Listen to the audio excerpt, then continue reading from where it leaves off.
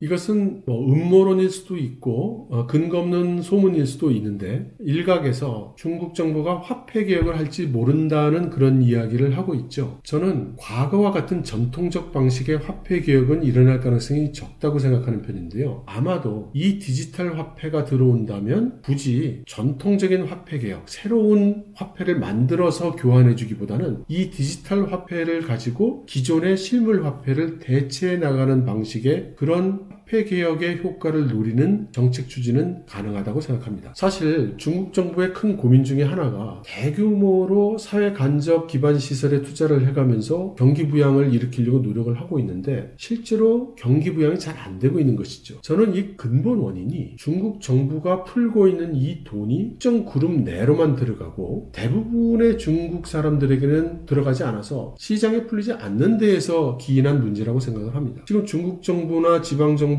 돈을 푸는 방법을 보면 철도, 교통, 건설, 토목 이런 곳에서 돈을 쓰고 있거든요. 이런 프로젝트를 진행하면 이 프로젝트를 수주해서 돈을 버는 기업들이 누굽니까? 대부분 국영기업입니다. 그리고 국영기업을 컨트롤하는 사람들이 누구죠? 대부분 태자당 사람들이죠. 시진핑 그룹의 사람들입니다. 돈을 푼다 하더라도 이 돈들이 전부 국영기업으로 일단 들어가고 국영기업에서는 태자당 주머니로 들어가고 시장으로는 별로 나오지 않는 것이죠. 저는 그럴 가능성이 크다고 봅니다. 그러니 길거리에서 음식을 만들어 팔거나 소소한 물건을 파는 그런 사람들, 경공업을 하는 사람들, 이런 사람들에게는 아무런 혜택이 없는 것이죠. 그러니 경기 부양이 될 리가 없습니다. 그리고 이러한 대규모 사회 간접 자본 투자를 위해서 끊임없이 정부는 채권을 발행하고 그 채권을 은행으로 하여금 사게 하고 은행이 그 채권을 인수할 자금이 부족하니까 중앙은행이 그 자금을 지원하고 거기에 상하는 만큼의 화폐를 발행하고 화폐를 너무 많이 발행하니까 그를 뒷받침하는 외환이 절실해지는 것이고 그러나 그 외환은 미중 무역전쟁의 여파로 포하기가 어렵고 이렇게 악순환의 고리가 지금 돌고 있는 것이죠. 여기에서 만일 전자화폐를 현실적으로는 꼭 사용할 수 있도록 점점 사용 비중을 높여간다면 장동 속에 있었던 그런 묵은 돈들이 다 나오게 되겠죠. 인민해방군의 장군이었던 이 사람이 숙청이 됐을 때 그 사람 자택에 그 사람 집을 압수수색을 했는데 이때 발견된 현금 다발, 이 현금 다발을 운반하기 위해서 트럭이 몇 대 왔었다고 합니다. 도대체 트럭 몇 대 안에 들어갈 수 있는 현금이 얼마쯤 되는지 전 잘 모르겠습니다. 짐작도 가지 않고요. 그러나 만일 한 사람의 집에 그 정도의 현찰이 보관되어 있다면 그와 유사한 상황이 얼마든지 있을 것입니다. 그런데 만일 이것을 디지털 화폐로 바꿔야만 하는 상황이 오게 된다면 모두 양지로 나와야만 되겠죠.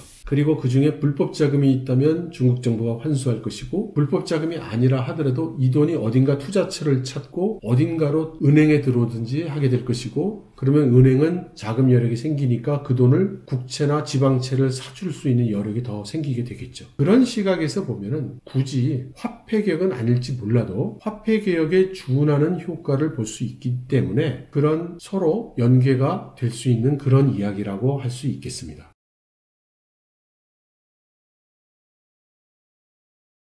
마찬가지로 중국이 계획경제로 회귀할 수도 있다 이런 소문도 떠도는데요. 앞서 말씀드린 화폐개혁이나 지금 말씀드리고 있는 계획경제로 회귀는 모두 요즘 유행하고 있는 그 음성 녹취록에 따른 것이죠. 제가 전에 중국 정부는 1999년부터 이미 미국의 경제봉쇄에 대비해 오고 있었다는 말씀을 드린 적이 있었을 것입니다. 미국과의 갈등이 심해지고 국제적인 무력 충돌이 일어난다거나 하면 미국은 중국에 대한 경제 제재, 심하면 경제 봉쇄를 할 가능성이 항상 있죠. 저는 1대1로도 그런 관점에서 추진되고 있는 것이라고 의견을 말씀드린 적이 있고요. 계획 경제도 이런 시각에서 보면 있을 수 있는 가정이기는 합니다. 그렇지만 개혁 개방 이후 수십 년간 중국이 눈부신 경제 발전을 해왔고 전체 사회가 개혁 개방을 올바른 정책으로 수용을 하고 있는 이 상황에서 마오쩌둥 시절로 돌아가는 그런 식의 계획 경제는 불가능할 것이라고 생각합니다. 중국 사회 전체에 저항이 일어나겠죠. 단지 부분적으로 계획 경제적 요소를 도입할 수 있는 가능성은 있다고 생각합니다. 그것은 어떤 것이냐면 국가 전반적으로 볼 때는 통제를 할 필요가 생기는 그런 희소 자원, 예를 들어 미국이 경제 제재를 가해가는데 석유가 부족하다, 원유가 부족하다, 이런 경우 에너지 에너지 자원에 대한 자유시장 매매가 아니라 국가가 통제해서 배분하는 그런 정책이 도입될 수 있습니다. 또 식량이 부족하다면 식량에 대해서도 일부 그럴 수 있고, 요즘 문제가 되고 있는 아프리카 열병에 따른 돼지고기 부족 사태도 만일 필요하다면 부분적으로 돼지고기에 한해서 계획경제의 컨트롤을 생각할 수 있을 것 같습니다. 현재와 같은 상황에서는 예컨대 돼지고기를 공평하게 먹을 수 있게 하기 위해서 양권을 만들어서 이렇게 놀아준다고 하면 돈이 없는 사람은 그 양권을 팔아서 돼지고기 말고